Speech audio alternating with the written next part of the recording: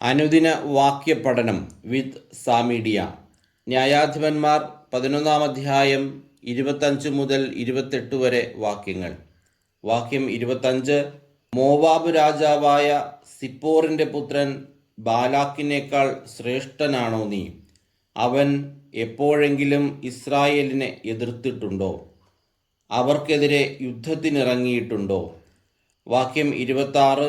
Israel ഹെഷ്ബോണിലും അതിൻ്റെ ഗ്രാമങ്ങളിലും അരോവറിലും അതിൻ്റെ ഗ്രാമങ്ങളിലും അർണോൺ തീരത്തുള്ള എല്ലാ പട്ടണങ്ങളിലും 300 വർഷം താമസിച്ച കാലത്ത് നീ എന്തുകൊണ്ട് അവ വീണ്ടെടുത്തില്ല?